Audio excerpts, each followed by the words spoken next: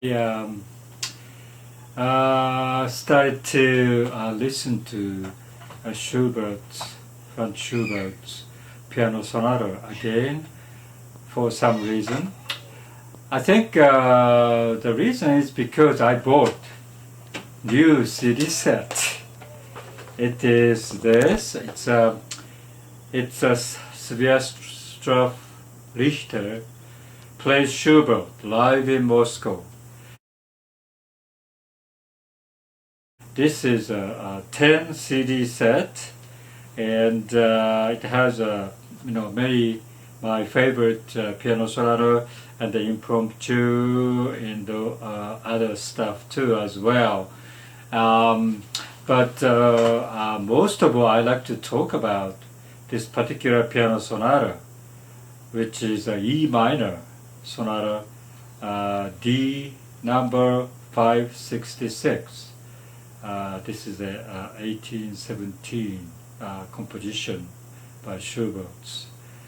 This particular music, I got to know it when I came to the U.S.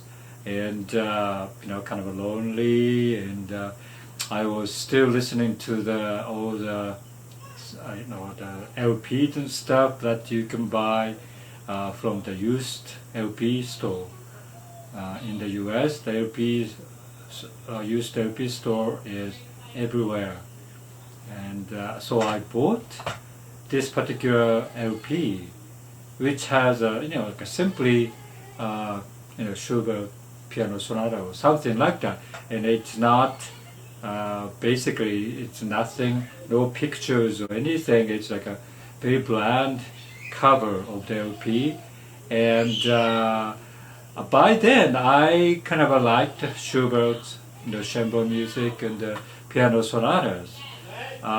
So yeah, I should buy it. And this particular LP is a Russian LP, and I don't know it's a budget LP or not, but it's very, very simplistic covers and everything.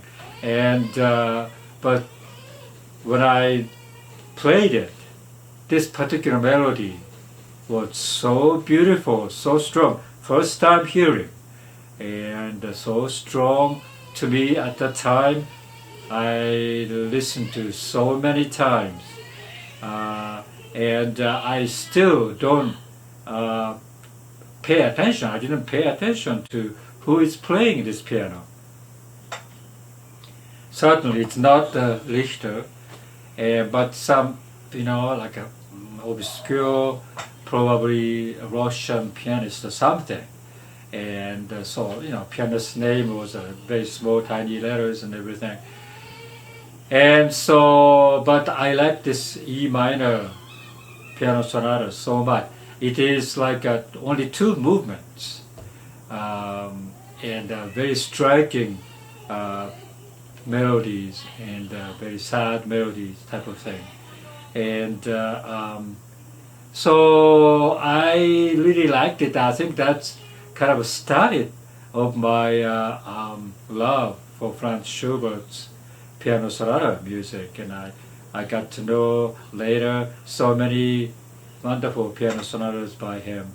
And so I, by the time I have lots of CD set, for example, Alfred Brando, Schubert, piano sonata, this particular 7 CD set. I have this, and I have also Schubert piano sonata William Kemp, and this is about 7 CD set, and also Richter D566 D784. This is, I think, a live recording, 1979 in Tokyo. And so I have this, and of course this is the Impromptus by Murray Perenia. So I have already lots of Schubert's piano sonatas I have been listening, and but each player has a different sounds, right? Different sounds. Richter, for example, Richter is very my favorite piano player, because when I first, when I was like 19 or 20 years old, I wasn't that much classical music fan, and I went to in Tokyo. I was living in Tokyo, and I went to the record store, and this familiar concerto came, that's played in that particular record store, and I said, "Oh, that was like a Chopin or something." And then everybody in the record store looked at me. And then all of a sudden I realized that I made a mistake, and it turns out like that was like a Tchaikovsky's Piano Concerto Number 1, very famous one, right? Okay, so at that time I wasn't that much into classical music or anything, but then by the time that everybody looked at me, for some reason, oh, I have to more seriously listen to the music, classical music, and I started to investigate what is the best piano concerto by Tchaikovsky. Who played the best, piano concerto in LP? And so I went to the library and record store, and tried to listen, most of the records that was sold at the time, and I realized Sviatoslav Richter's version of Tchaikovsky's Piano Concerto Number 1 struck me very hard, because the way he played the music was not soft. It's very, I would say, hard, because he's hitting the key of the piano. It was like a very hard. I think the sound is like a very hard hitting, and but I like the sounds of it so much, so I bought Richter playing Piano Concerto by Tchaikovsky, and so Richter was my favorite, and I kind of slowly tried to accumulate the Richter's piano, playing. But so when I found this is a 10 CD set, and it has a D566. I got 2 versions of it, and so yeah, this is maybe the good deal, and so I'm glad that I got this. And but going back to this D566 E minor piano sonata, so I listened to so much of it, and but after a while, LP is gone, and my taste went somewhere and so forth. And when CD came up, I really tried very hard to look for this particular LP of E minor piano sonata, and I didn't know who was the pianist in that particular Russian LP. So I struggled in trying to find. Yeah, I have to get the CD of that particular, because I liked it so much. And but finally, I found this particular one was played by Alexei Nasedkin.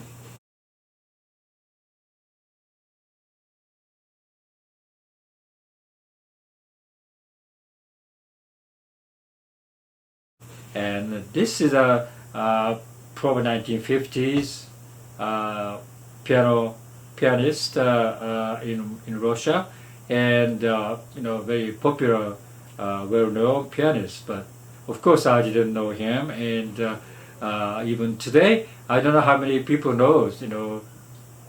Among the very famous legendary pianists all over the world, like Richter or something like that. But Nasedkin, I don't think people hear the name, and I don't think many people knows about him. But luckily, I found his LP. I would say there's no CDs available for D566. So I found the LP playing in YouTube. So I put the description down there, and so I want you to listen to it. It's a beautiful, beautiful melody and a very sad melody, and so I got to know Schubert's piano sonata after that very well. Of course, I got the last three piano sonatas was 960, 959, 958. Those three are fantastic, but what is that? 664, D664, A major, and also there's a lot of 784, D784. Yeah, that's also very good. And so I 850. Also, I think something like that. Yeah. So I think the Schubert's piano sonata is, to me, it's most heartfelt music. I think one of the reasons that I wonder, I talk to my friends and everybody, I love that and so forth, but they don't seem to be into Schubert's piano sonata that much. So I think probably I'm a minority maybe, but I believe there's some enthusiasts all over the world to enjoy Schubert's piano music and chamber music and so forth. So that's okay. And but most why I like is I think his melody is I think the song, because his songwriting is his one of the most prodigious output from his talent, that he made lots of songs, and each song has a melody, right, like a singable melody. I think he applied those melody to the piano sonata and also symphony and the chamber music and so forth. I think that's how I love his music. I think his music is also, for some reason, very kind of a sad melody. Very sad means I think it's like a comforting to me when I listen to it. It's you cry and you kind of emote yourself, I would say, and when you cry, the tear comes out, and I think you feel very cleansed from that particular activity. And so I think that's one of the reasons I like. And so over the years, I think about ever since I came to the U.S., but I think mostly probably after that, about 30, 40. When I was like 40 years old, 45 years old, I think my love for the Schubert's music peaked then. And I was listening, and I have lots of incidents that I hear his music for the first time, some particular music, like a impromptu. I had to stop my car because all of a sudden I was listening to this radio broadcasting of beautiful, beautiful piano music, and I'd like to know whose work it is. and it's not Chopin. And who's that? It's very piano. How do you say that?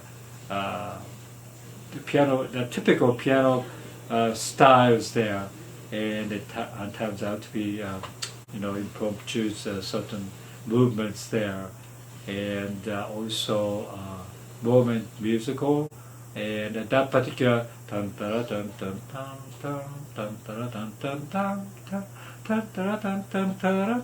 that particular music was way back when I was like elementary school in Japan. I was doing the work for the school broadcasting, and I was playing some music during lunchtime for the school, and but particular music was there in the LP or whatever, the records, and I was playing that particular music, and I very strongly remember that particular music I heard. And so ever since then, I really love that. And one of the reasons I bought Casio piano is to be able to play that music. Anyway, so yeah, his music is very strong, and I'm glad I got this, and I think I will cherish, to my olden days, and to my deathbed or whatever, I would listen to this. Okay, so I put some description down there, so if you guys are interested, please listen to 566. Okay, bye.